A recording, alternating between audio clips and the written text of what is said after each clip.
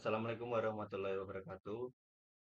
Kami akan mempresentasikan arsitektur SPBE Kabupaten Blora dengan dosen pengampu Bapak Muhammad Yusuf STMT. Kami dari kelompok 3, saya Johnson Nanda Pratama dengan NIM akhir 052. Saya Ahmad Arfi Maulana dengan NIM akhir 116. Dan saya Bill Rijal dengan NIM akhir 043.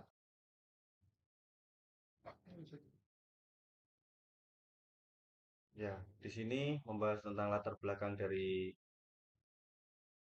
SPBE Kabupaten Blora, yaitu penerapan e-government merupakan keniscayaan dalam birokrasi, pemerintahan, dan layanan publik untuk mewujudkan efisiensi, efektivitas, dan akuntabilitas. Dalam penerapannya diperlukan perencanaan yang matang dan komprehensif, agar tujuan yang hendak dicapai dapat mewujudkan prinsip-prinsip tersebut. Dalam tataran nasional, adanya Peraturan Presiden Nomor 95 Tahun 2018 tentang SPBE memberikan dorongan dan arahan baru terkait arah pengelolaan dan pengembangan TIK nasional.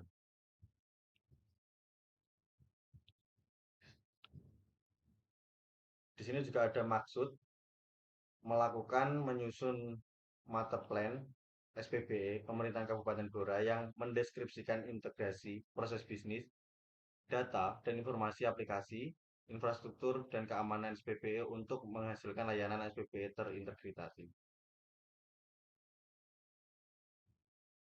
Ada 4 tujuan. Yang pertama mengurangi tumpang tindih fungsi bisnis pemerintahan. Yang kedua mengurangi duplikasi infrastruktur dan sistem informasi. 3. Menerapkan standarisasi TIK. 4. Berbagai data dan informasi memudahkan integrasi layanan SPBE dan meningkatkan efisiensi biaya SPBE.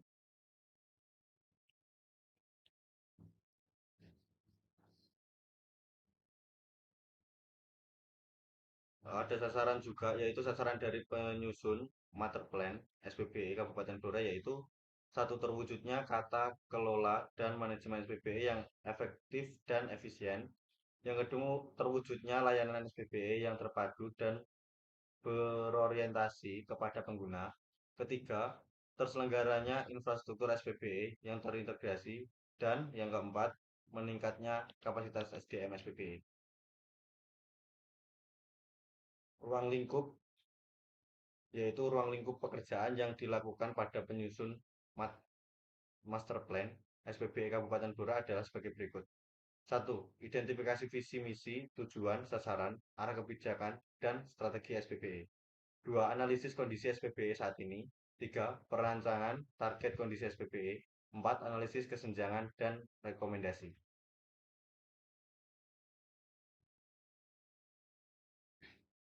Kemudian untuk metodologi yang digunakan ada 4, yakni yang pertama identifikasi misi, visi misi, tujuan, sasaran, arah kebijakan, dan strategi SPBE. Yang kedua, analisis kondisi SPBE saat ini. Selanjutnya, perancangan target kondisi SPBE, dan yang terakhir, analisis kesenjangan dan rekomendasi. Yang pertama yakni identifikasi visi, misi, tujuan, sasaran, arah kebijakan, dan strategi SPBE. Pada tahap ini dimulai dengan melakukan kajian terhadap dokumen-dokumen yang terkait dengan organisasi, proses bisnis, dan data, serta dokumen SPBE saat ini.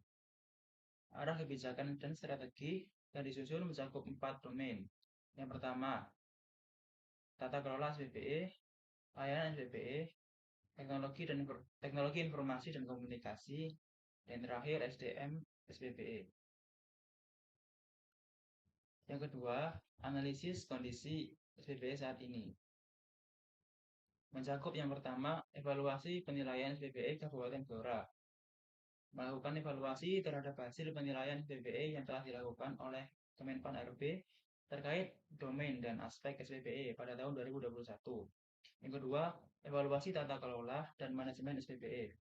Tata kelola SPBE adalah kerangka kerja yang memastikan terlaksananya pengaturan, pengarahan, dan pengendalian dalam penerapan SPBE secara terpadu. Yang ketiga, evaluasi arsitektur SPBE saat ini. Pada sebab ini dilakukan identifikasi arsitektur SPBE yang saat ini meliputi 6 domain, yaitu arsitektur proses bisnis, data dan informasi, layanan, aplikasi, infrastruktur, dan keamanan. Yang ketiga yakni perancangan target kondisi SPBE. Mencakup yang pertama, perancangan tata kelola dan manajemen SPBE target. Berdasarkan Perpres nomor 95 tahun 2008, manajemen SPBE melingkupi manajemen aset, layanan, perubahan, resiko, SDM, keamanan, data, dan pengetahuan. Yang kedua, perancangan arsitektur SPBE target. Perancangan ini dilakukan terhadap keenam domain, yaitu proses bisnis, data dan informasi, layanan, aplikasi, infrastruktur, dan keamanan. Yang keempat atau yang terakhir, yakni mengenai analisis kesenjangan dan rekomendasi. Mencakup yang pertama analisis kesenjangan, yakni dilakukan untuk memetakan gap antara kondisi saat ini atau baseline dengan kondisi yang diharapkan atau target, sehingga dapat dilakukan untuk merencanakan rekomendasi di setiap domain. Yang kedua, yakni melakukan rekomendasi itu sendiri, yakni berfungsi untuk sebagai gambaran bagaimana perencanaan strategi SPBE akan dijalankan.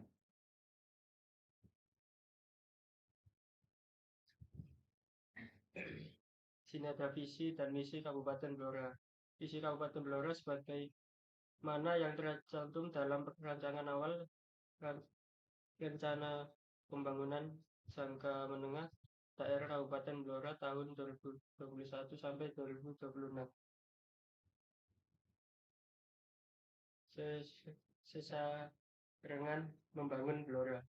Yang pertama ada tumbuh dan berkembang nilai-nilai kebersamaan dalam membangun antar pemerintah swasta dan rakyat. Yang kedua ada berkembangnya semangat kebersamaan dalam melaksanakan dan mengisi pembangunan. Yang ketiga ada berkembangnya semangat kebersamaan dalam memanfaatkan dan merawat hasil pembangunan. Unggul. Yang pertama ada kondisi ekonomi masyarakat yang berkembang dan berdasarkan potensi lokal. Yang kedua ada Kabupaten Blora yang unggul di tingkat provinsi dan nasional. Daya saing. Yang pertama kemampuan daerah dalam mengelola aset dan proses daya tarik dan agresivitas pada sektor ekonomi, sosial, dan budaya untuk menciptakan nilai tambah dalam rangka menambah kekayaan daerah guna menyejahterakan masyarakat. Yang kedua, kemampuan daerah dalam mengembangkan lingkungan yang produktif bagi bisnis dan inovasi yang berkelanjutan. Dalam menerapkan visi tersebut, Kabupaten Blora mempunyai misi. Yang pertama, membangun sumber daya manusia yang berkualitas, berdaya saing, dan berkarakter. Yang kedua, mewujudkan infrastruktur yang baik dan tata lingkungan yang berkelanjutan. Yang ketiga, mewujudkan birokrasi yang profesional, progresif, bersih, dan akuntabel. Yang keempat, menciptakan kondisi wilayah yang kondusif. Yang kelima, memperkuat ekonomi kerakyatan berbasis potensi daerah dan membuka peluang investasi untuk mengurangi pengangguran dan kemiskinan. Tujuan SPBE Kabupaten Blora.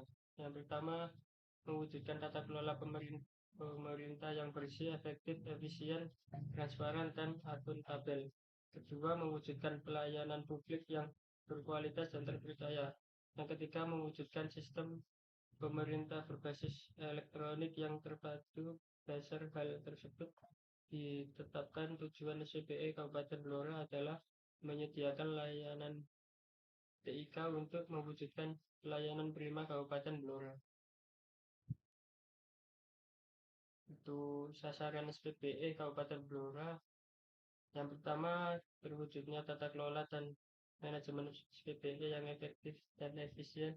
Yang kedua, terwujudnya layanan SPBE yang terpadu dan berorientasi kepada pengguna.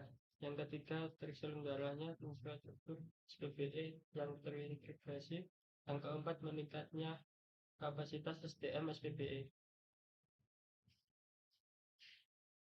Ya, terima kasih kami ucapkan.